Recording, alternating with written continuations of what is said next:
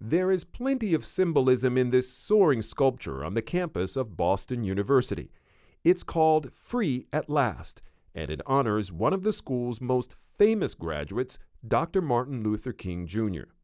Look closely, and you'll see 50 doves flying to the heavens in formation. For the boomers who were alive when Martin Luther King gives his iconic speech in the summer of 1963, King has all kinds of iconic resonance because he represents sort of the best of the American experience in the post-World War II era.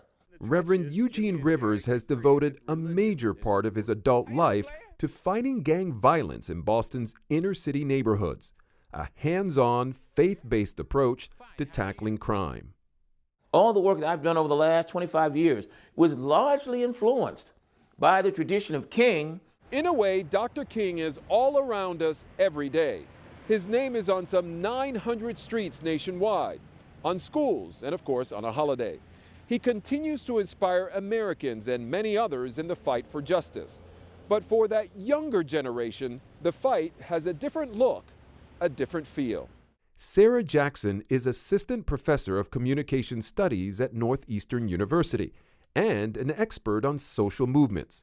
She sees a complex connection between the youth of today and the civil rights leadership structure of the past. I think ultimately what we find, especially among millennial activists, is that there is sort of both an embrace and at the same time a distance from King, which is to say that they're inspired by some of his more radical writings, the letter from the Birmingham jail, some of the things he wrote and said, for example, about labor, about the Vietnam War and imperialism. But at the same time, I think there is a resistance to the way that King has been sanitized in the mainstream. What do you mean? Is this idea that King, loved everybody and there was a right way to protest and he was the right kind of leader.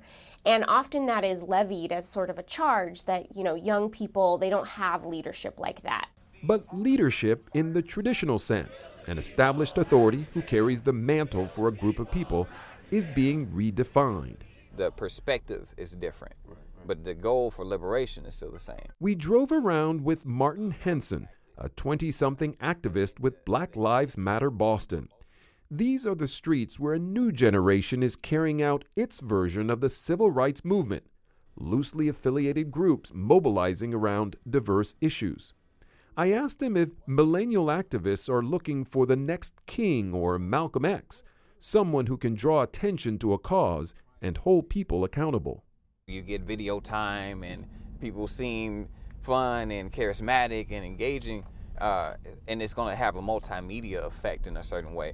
But that's not the case. It's not how real activism looks. It's work, and it's all these people who are doing these things that you just never see. According to Henson and other activists, now more than ever, it's a bottom-up structure than top-down, and technology is making that easier. Social media puts the power of a movement into the palm of your hand. A hashtag can become a rallying cry and take off from there, as it did with Black Lives Matter. You make a meme and you're instantly saying how you feel about that particular thing, and people can resonate with that and feel empowered by it, or they can create an event on Facebook and people come to the event. We also met with a group of young women who attend high school in the Boston suburb of Wellesley. Each believes Dr. King is still relevant. He has given a lot of young African American girls and boys a voice. But they also say they don't need anyone to speak for them. If you want something to be done, a change, you don't necessarily need to seek a leader of sorts. You can start with yourself. You can become that leader, or you can start a movement.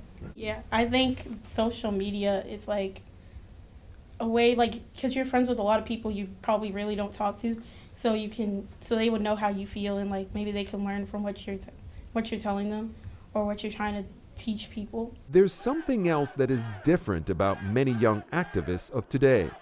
The message is not just about blacks and whites, but gender equality and LGBT issues.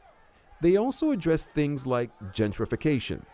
Nowhere is that more apparent than in South Boston, once ground zero in the violent busing clash of the 1970s after the court-ordered desegregation of public schools. Some old problems linger, but today much has changed in the city.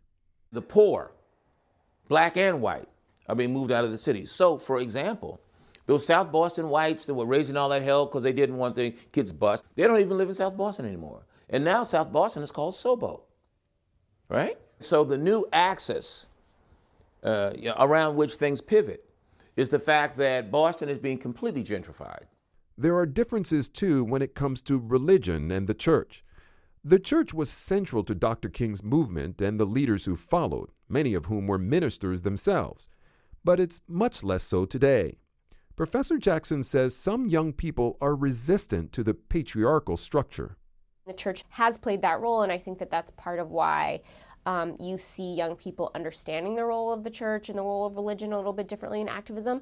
But at the same time, at least from my experience, I would say both among my students and the activists that I've been around, there is a really important role that spirituality is playing among millennials and among contemporary activists. And it's a spirituality that is not necessarily tied, again, to sort of the formal structures of a church or organization, and that doesn't necessarily, again, require a certain type of leadership. As the nation honors Dr. King, Reverend Rivers sees a need for traditional leaders to shift their way of thinking from an 8-track tape frame of mind to an iPad world. We've got to take the best of the moral traditions and the cultural traditions and update them. Michelle Chalmers understands that well. She's a community activist who marks every King holiday with a comprehensive family-centered program that goes well beyond a few clips of I Have a Dream. We're doing more interactive activities involving really the life of Dr. Martin Luther King, understanding how important his work and obviously the movement is and was.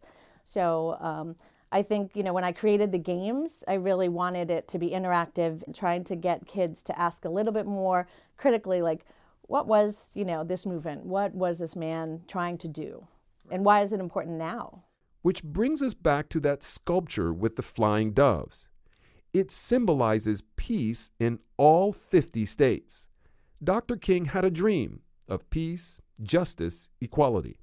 These young people would say they have many of the same goals, but are breaking from tradition when it comes to whose voice and what issues get the most attention. Now it's up to us to try and change what's going on now for future generations. The new civil rights has just expanded. It's just taking on a look that fits the context that we live in. I think the young people see that and say, if we want longer growth and something to continue, we need to do it differently because we want to, have it sustained. We want it to keep going. For Religion and Ethics News Weekly, I'm Dan Lothian in Boston.